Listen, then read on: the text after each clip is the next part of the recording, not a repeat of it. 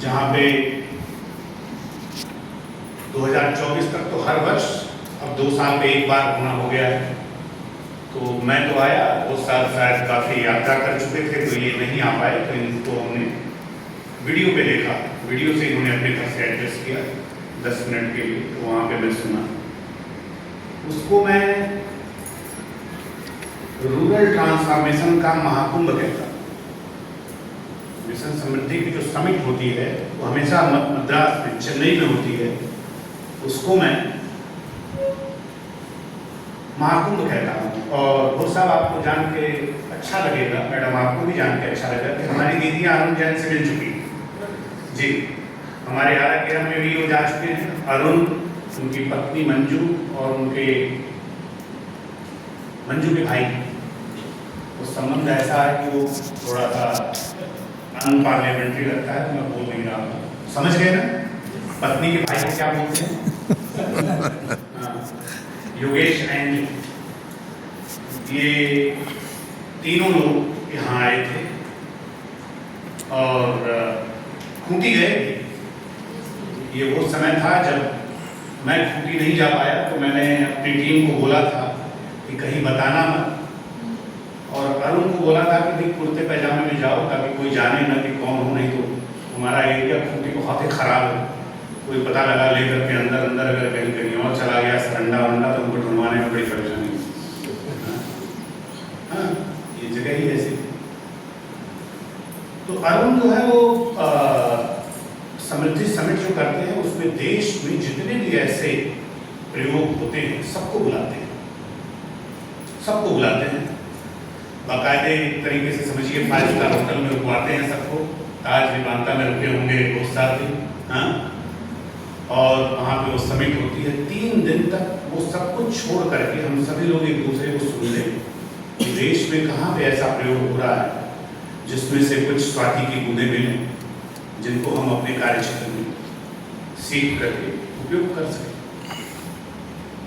तो बहुत सारे लोग आते हैं, अपनी बातें कहते हैं, क्या उन्होंने बदलाव लाया है वो बताते हैं। 2024 में जब घोष साहब ने मंच संभाला तो मुझे लगा घोष साहब को अकेले में सुनना चाहिए, लेकिन मेरी कुछ ऐसी बाध्यताएं थी कि जो अंतिम दिन था वो फरवरी में ही करते हैं लगभग, तो जो अंतिम दिन था मुझे उसी दिन दोपहर को निकलना था, तो मैं इनसे अलग से मिल नहीं पाया। और कुछ मेरी अपनी कार्य की ऐसी बाध्यता थी कि इस 2 साल में मैं बुला भी नहीं पाया, घोष साहब से बात भी नहीं कर पाया। इस बार जब पुनः मैं गया 2026 में 26, 27, 28 को वहाँ पे एक कार्यशाला थी, समिट थी, तो शेड्यूल में तो घोष साहब का नाम लिखा हुआ था। मुझे लगा कि घोष साहब को मिलने का मौका मिलेगा, लेकिन दुर्भाग्य से पता चला कि घोष साहब नहीं आ रहे हैं और वो ऑनलाइन एड्रेस करेंगे। तो इस बार एक और व्यक्ति मुझे वहाँ पे मिले, सुनील खैरनार जी, और पिछली बार मिले थे घोष साहब।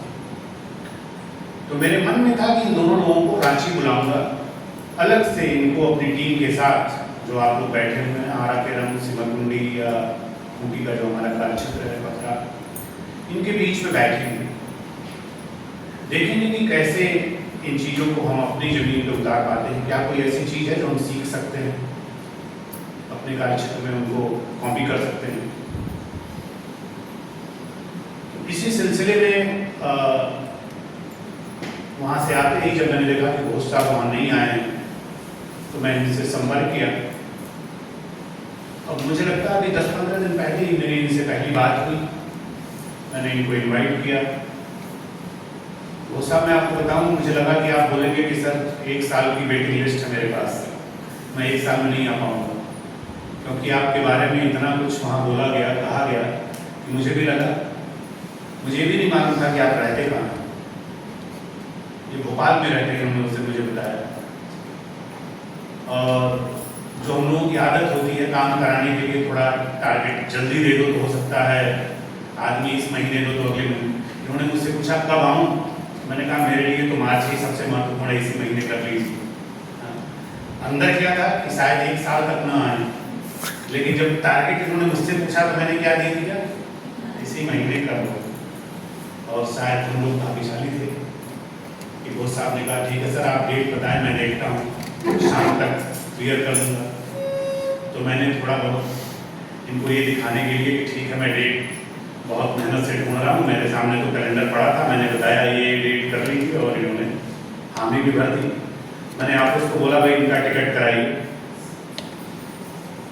क्योंकि विजय हैं यहाँ पे, विजय को मालूम है कि इस बार हम लोगों के पास सारी ट्रेनिंग खत्म हो गई है। यहीं पे 10 दिन पहले हमने वैलिडेशन किया, हमारी 6 महीने की फॉरेस्ट गार्ड की कंपल्सरी ट्रेनिंग चल रही थी, अभी 10 दिन पहले खत्म किया है इस वित्तीय वर्ष। और अब हमारा किचन वगैरह सब यहाँ बंद हो चुका है। आपके लिए स्पेशली किसी को अरेंज किया गया होगा कि आपके लिए आए खाना बनाए, क्योंकि जब वो ट्रेनिंग चलती है तो हमारे यहाँ बारात का माहौल रहता है। 80-120 लोग रहते हैं, आने जाने वाले 10-15 लोग रहते हैं, तो लोग समझिए कि 130-40 लोगों की बारात यहाँ 6 महीने रहती है। लेकिन वो जाने के बाद हमारे लोग भी थोड़े से आराम के वो में रहे होंगे। मेरे पास कोई ट्रेनिंग का फंड भी नहीं था, लेकिन घोष साहब को सुनने की मेरी जिज्ञासा इतनी थी कि मैंने ऑफिस को बोला कि किसी फंड की अब जरूरत नहीं है, देखो कहाँ है फंड। तो पता लगा सर ऑफिस एक्सपेंसेस में कुछ फंड है। मैंने कहा बुलाओ, मैं नहीं जानता कैसे करोगे, तुम लोगों का काम है, गड़बड़ियाँ करते हो, इस बार अच्छे काम के लिए तो क्योंकि जैसा मैंने कहा ना फाइनेंशियल है, अगर शुरू में होता तो थोड़ी अच्छी प्लानिंग कर लिए होते, लेकिन मुझे लगा कि जो हुआ अच्छा हो। शांति से 3 दिन अगर आपके लिए प्रदीप घोष जी, मैडम शिवानी ने आपके लिए समय निकाला है तो मैं व्यक्तिगत कृतज्ञ हूँ आप लोगों के प्रति, और हमारी टीम भी मुझे लगता है कि आपने रांची में समय दिया। मुझे नहीं मालूम था रांची में इनकी बेटी भी, मैंने तो इनके लिए जो अपना CFI क्लब है विजय, वहाँ पे कमरा कराया था। मुझे लगा कि हमारे गेस्ट हैं तो थोड़ा अच्छी हॉस्पिटलिटी होनी चाहिए, तो अपने हिसाब से हम लोगों ने ठीक ठाक जगह रखी कि उसको देखेंगे तो इनको अच्छा लगेगा कि रांची में भी कुछ ऐसी चीज़ें हैं। लेकिन घोष साहब ने बताया कि बेटी ब्लैकमेल कर रही है सर, और कह रही है कितने दिनों बाद आए तो बिना बताए तो हमसे रहो तो हमारे पास, तो हमको आतिथ्य का मौका भी नहीं दिया।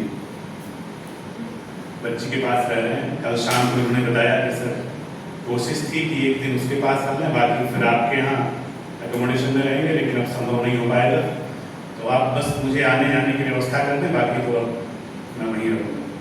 तो ये मेरे लिए एक नई खबर थी कि आपकी बच्ची यहीं से रांची में ही रहती है। तो अगर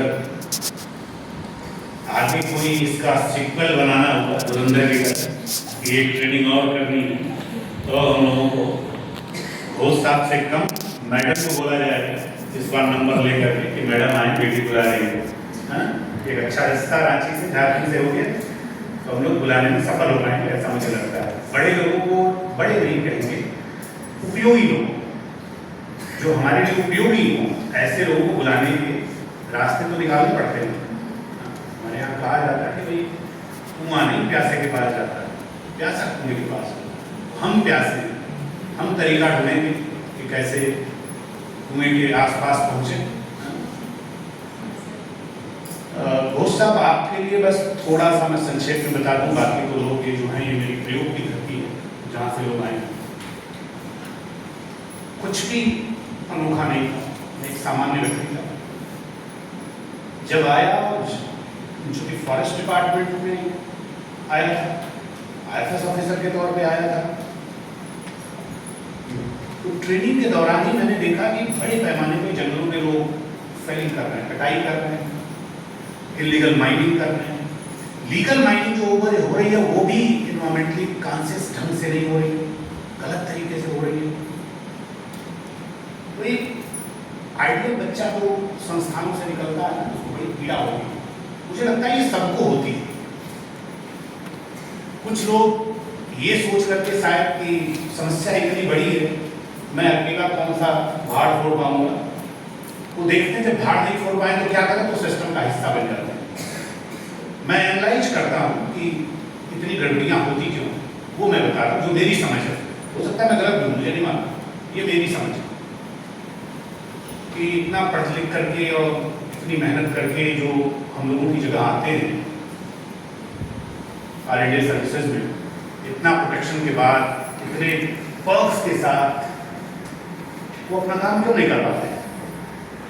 तो उसका कारण जब मैं ढूंढता हूँ तो यही है कि जो प्रॉब्लम्स हैं उनकी डायमेंशन इतनी बड़ी है कि शुरू में अच्छी खासी जिम्मेदारी, अच्छा खासा बजट, अच्छा खासा रिसोर्स होने के बावजूद उनको लगता है कि हम कुछ भी नहीं कर पा रहे। और 1 साल, 2 साल, 3 साल, 1 पोस्टिंग, 2 पोस्टिंग के बाद 100 में 97, 98, 99 लोग, और किसी बैच में तो 100% लोग, तो फिर सोचते हैं छोड़ो ये ठीक करना, जो हो रहा है उसके साथ हो रहा है। और समस्या बड़ी से बड़ी और बड़ी होती चली गई। मेरे साथ भी ऐसा ही होगा। मेरे पास कोई सलूशन नहीं था। जब चिंतन करते थे कि क्यों आते हैं ये लोग, तो चूंकि मैं सरंडा में था, और सरंडा को एशिया का बेस्ट साल फॉरेस्ट माना जाता है। जंगल की कटाई हो रही है, मैं उनके पास जाता था कि समझने के लिए क्यों काट रहे हैं, तो पता चला कि उनके पास जीवन की मूलभूत सुविधाएं नहीं है। घर 3 दिन से लिपा पुता है, चूल्हा लिपा है, आग लगी ही नहीं है, आधा किलो चावल भी घर में नहीं है, और परिवार पूरा है। कल्पना करो कैसे रहता होगा वह परिवार। आप भी नहीं सोच सकते, क्योंकि आप वहां नहीं है, आप में से कोई वहां नहीं है, आप राजधानी के बगल से। तो वो कंद खोदने के लिए जंगल में जाते थे, मधु का छत्ता हुआ उसको वहां से मधु निकालते थे, जो कुछ भी मिल जाए। कोई केल का फल है, बेल का फल है, मतलब जीना ही अपने आप में एक काम था और एक संघर्ष था। कंद खोद के ले आ रहे हैं, उसको छील रहे हैं। मैं पूछा क्या है, तो कह रहे हैं सर यही खाएंगे। ऊपर से इतना बड़ा कंद है, ऊपर से छीले जा रहे हैं, अंदर में सिर्फ इतना निकल रहा है सफेद सा, कह रहे हैं यही खाएंगे। मैंने कहा सबको आप फेंक दे रहे हो? नहीं सर, वो टॉक्सिक है, मतलब अपने हिसाब से उन्होंने बोला कि वो जहरीला है, वो खाएंगे तो तबीयत खराब हो जाएगी। ऐसा जीवन, अन्न है नहीं इधर, आधा किलो भी चावल नहीं है। वो आदमी अपनी आजीविका के लिए 100-200 रुपये कमाने के लिए साग और सागौन के पेड़ों को काट करके उसका जलावन बना करके बेचता है। उससे क्या मतलब कि साल है, सागौन है क्या है? उत्तर प्रदेश का रहने वाला मैं, जहां सागौन को ग्रीन गोल्ड बोलते हैं, हरा सोना, वो जब सागौन के पेड़ों की कटाई और उनका जलावन देखा तो उसको विश्वास ही नहीं हुआ। हम फोन पे मजाक में लोगों को बोलते थे कि अगर फोटो भेजते थे, बातें करते थे कि ऐसा भी होता है। उस समय याशिका का हॉटस्पॉट हुआ था मेरे पास, कि ये भी संभव है कि टीक का जलावन मैं नहीं सोचा था, मैं ऐसी जगह पे। तो उनकी जगह जब अपने रथ को देखा तो मुझे लगा कि शायद हमने किताबों में लिखा है कि ये इलीगल है, इनके हिसाब से देखा जाए तो इलीगल नहीं, क्योंकि व्हाट इज लीगल है, क्या वैध और क्या वैध। जो कानून की किताबों में जिसको सैंक्शन कर दिया वो वैध है, जिसको सैंक्शन नहीं दिया वो वैध है। वाइल्ड लाइफ एक्ट आने के पहले जितने भी भारतीय वन सेवा के प्रोफेशनल थे वो प्रोबेशन में टाइगर का शिकार कर लेते थे। जब तक एक टाइगर नहीं मारते थे प्रोबेशन कंप्लीट नहीं होता। आज अगर कोई मार दे तो जेल हो जाएगी, और आईएफएस ऑफिसर मार दे तो नौकरी से डिस्चार्ज कर दिया जाएगा कि नालायक, तुम्हारे लिए कानून बनाए, तुम रखवाले हो, तुम ही ये काम कर रहे हो गया। तो कानून जिस चीज को मना कर दे वो अवैध हो गया, जिसको कह दे हाँ ठीक है वो वैध हो गया, यही है। लेकिन उस व्यक्ति के हिसाब से देखिए जिसके पास खाने को ही कुछ नहीं, वो अगर उसको ये भी नहीं पता है कि कानून की किताब में पेड़ काटना अवैध है, क्योंकि वो तो सदियों से यही काम करते आ रहा है। वो तो जब जंगल के फॉरेस्ट गार्ड दौड़ा करके पकड़ करके उसको जेल भेज देते हैं तब उसको पता चलता है। उसको ये भी नहीं पता चलता हम तो पिछले 5 साल से हर तीसरे दिन यही काम कर रहे थे, एक दिन आप आए और हमको पकड़ के जेल डाल दिए, उसको नहीं पता।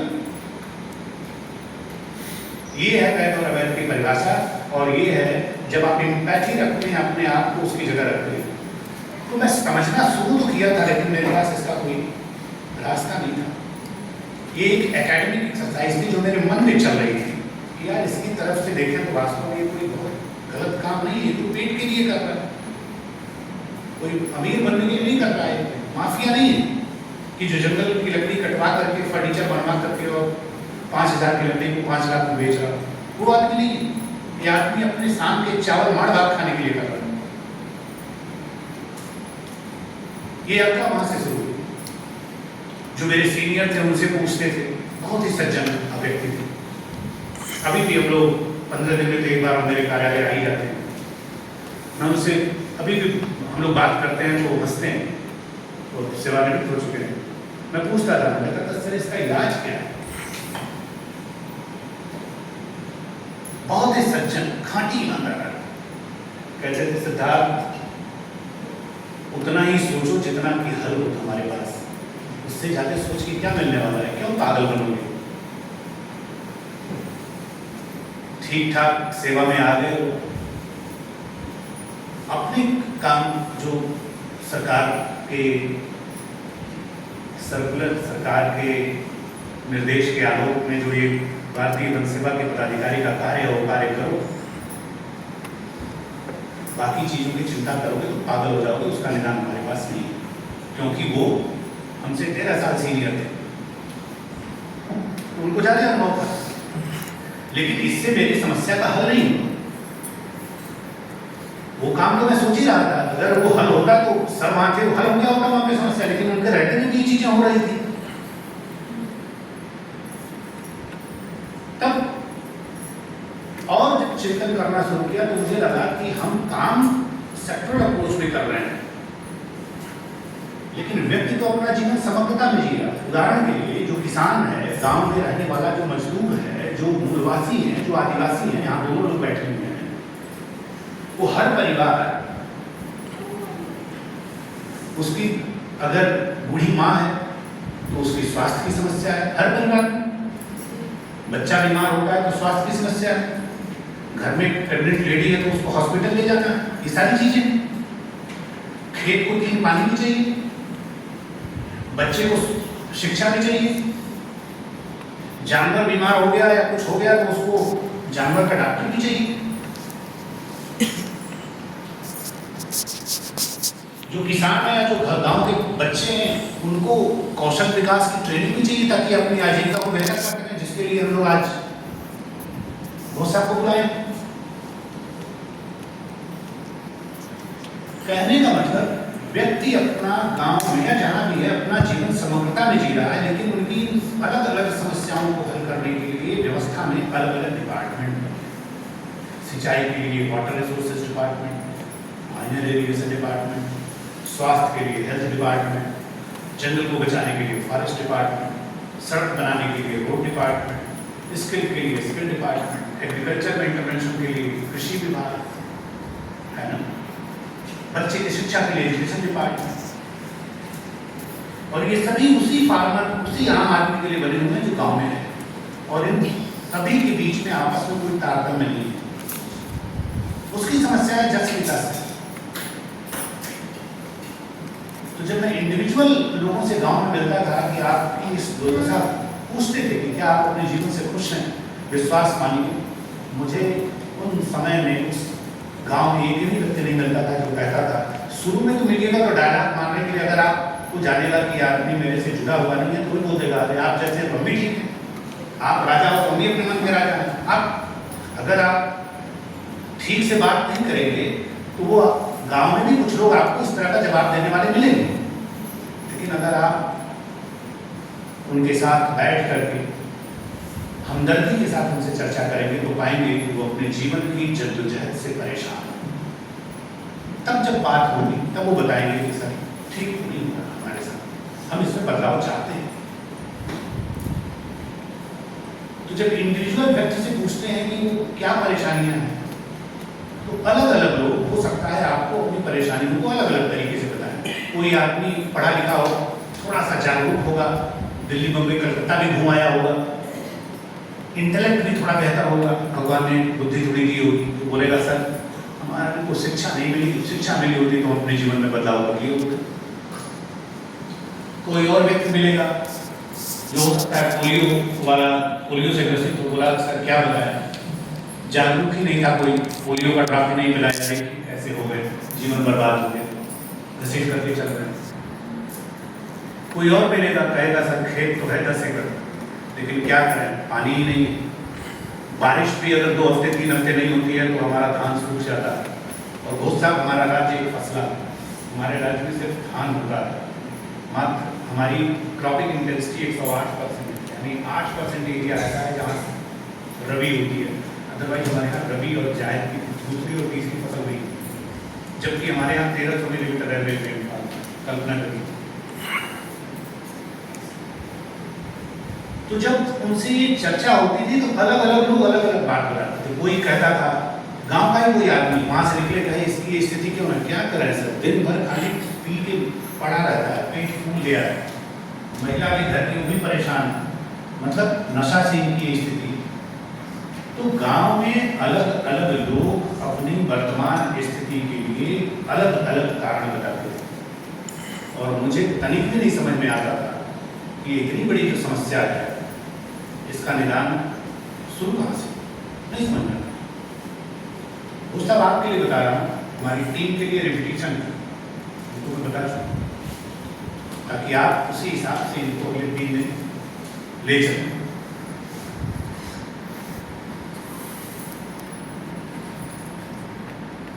एक दिन ऐसे ही मैं अपने रजिस्टर को देख रहा था, उसमें नशा भी लिखा हुआ है, उसमें खेती भी लिखी हुई है, खेती नहीं हो पा रही है, सिंचाई की समस्या लिखी हुई है, बड़ा परिवार भी लिखा हुआ है कि अब बड़ा परिवार आप हो सकता है तुरंत ना समझ में आए। दादाजी के पास 25 एकड़ खेत था, 5 भाई थे, तो लगता था कि 25 एकड़ खेत के मालिक हैं, लेकिन उनके 5 बेटे और उनके भी 5 बेटे हो गए, तो 3 ही जनरेशन में 5 5 5 125 हो गए ना। अब तो बारी भी नहीं रही। गांव में है ऐसा, आप देखिए गांव में आबादी वाला पोर्शन वैसा होना जा रहा है, तो आबादी में जगह ही नहीं है रहने के लिए, अब खेत की तरफ जाकर के घर बना रहे हैं, ये तो आबादी का ही कारण है ना। और ये हिंदुस्तान के सभी गांवों का हाल है, अब आबादी में जगह नहीं रही। पहले आबादी का सर्वे नहीं हुआ था, अभी तो संपत्ति सर्वे में हो गया, लोगों से जो सर्वे हुआ है, हमारे यहाँ कई जगह खूटी में तो करने भी नहीं दिया लोगों ने। तो जब उन समस्याओं को हम लोग हल करने की दिशा में सोचना शुरू किए, पहले लिस्टिंग की, तो ये समस्याएं 40 से लेकर के जो थोड़ा जागरूक काम होता है, जो 45-46 समस्याएं बता लेता है, इनसे भी पूछिएगा तो बताएं कि किन कारणों से गांव जहाँ है वहाँ है। और जो थोड़ा बहुत जागरूक नहीं होता है वो 30-32 समस्याएं बताता है। लेकिन जितना भी बताए, लगभग 70 से 75% उसमें जो समस्याएं बताता है उनका निदान ये देखा गया कि गाँव वालों के पास है। जैसे मैं पूछता हूँ, अगर नशा एक समस्या है तो क्या हमारे माननीय मुख्यमंत्री हेमंत सोरेन जी या माननीय प्रधानमंत्री नरेंद्र मोदी जी नशा गांव से खत्म कर सकते हैं? नहीं कर सकते। परिवार बड़ा है तो परिवार छोटा करने की जिम्मेदारी मुख्यमंत्री और प्रधानमंत्री की है।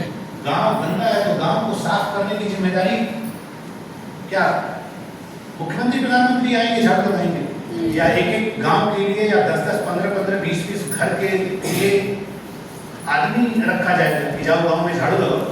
संभव है? नहीं संभव। तो ऐसे जब तमाम समस्याओं की लिस्टिंग की तो पाया कि 70-75% समस्याएं प्रदीप जी ये सिर्फ ग्रामीण ही हल कर सकते हैं। लेकिन वही हाल है, हनुमान जी को अपनी ताकत का ही एहसास नहीं, कौन जामवंत बने। दुर्भाग्य ये है कि जामवंत बनने को ही कोई तैयार नहीं है।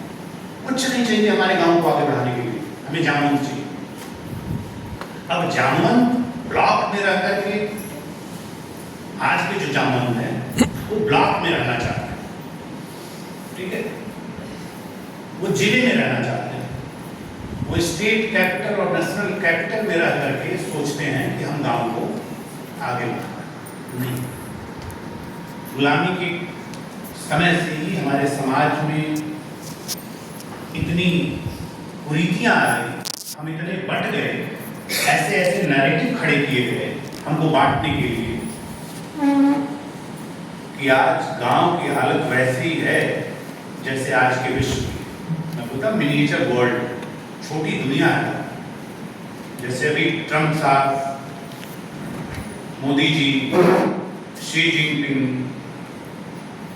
पुतिन साहब, ये सब अभी खेल खेल रहे हैं, ईरान से लेकर के और गाजा तक और वहां से लेकर के यूक्रेन तक। वैसे ही हमारे गांव में भी कुछ शी जिनपिंग होते हैं, कुछ पुतिन जी होते हैं, कुछ ट्रम्प साहब होते हैं, ऐसे वहां भी होते हैं और वो लोगों को आपस में उलझाए रखते हैं ताकि उनका उल्लू सीधा। हर गांव में है, बस जाके आज के बाद देखना कि कौन ट्रम्प है, कौन शी है, कौन पुतिन है और कौन क्या है। हर गांव में ईमानदारी इतनी रखना कि अगर किसी गांव में खुद हो तो खुद को भी पहचान लेना कि शायद गांव का ट्रम्प नहीं, क्योंकि अक्सर अपनी कभी खुद को नहीं दिखती। मैंने आज तक किसी को नहीं देखा जो कहे कि सर मैं भी खराब, अपने अंदर तो कमी दिखती नहीं, दुनिया बस खराब दिखती है, खुद के अंदर कोई कमी नहीं।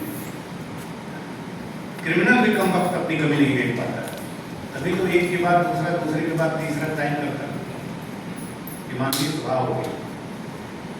तो हम लोगों ने जब पाया वो साहब कि ये 70-75% काम हम खुद कर सकते हैं, गाँव खुद कर सकता है, और फ्रैंकली स्पीकिंग ये भी मेरी व्यवस्था थी। अगर मेरे पास गांव में टीचर रखने की क्षमता होती, गांव में हॉस्पिटल या डॉक्टर रखने की क्षमता होती, गांव में सिंचाई के साधन रखने की क्षमता होती, तो शायद मैं भी वो शॉर्टकट लिया होता। मैं कहता हूँ कि अगर मैं कलेक्टर रहा होता कोडरमा का तो शायद मैं काम नहीं कर पाता, क्योंकि मैं डीएम को था तो करेंगे मेरे पास इन सब, क्योंकि कलेक्टर होता तो डायरेक्ट कलेक्टर खुद डॉक्टर नहीं हो जाता, कलेक्टर खुद टीचर नहीं हो जाता, लेकिन वो ट्रांसफर करवा लेता है या ट्रांसफर करके वहाँ किसी को रख देता है। तो उसको एक छोटा सा ये वो परमानेंट सोल्यूशन नहीं है, लेकिन उसको ये होता है कि चलो ये काम कर दो, हो गया, यहाँ पे हल कर दिया, पढ़ाई हो रही कि नहीं हो रही है वो तो कौन देखने जा रहा है। लेकिन मुझे क्या था कि मुझे वो भी करने के लिए किसी को बोलना पड़ता, हो सकता है कलेक्टर को भी बोलना पड़ता। तो हम लोग सोचे कि चलो छोड़ो, कहावत है ना, मरता क्या न करता, अपने हाथ में तो जो नहीं था उसको छोड़ दो, जो अपने हाथ में वो करो।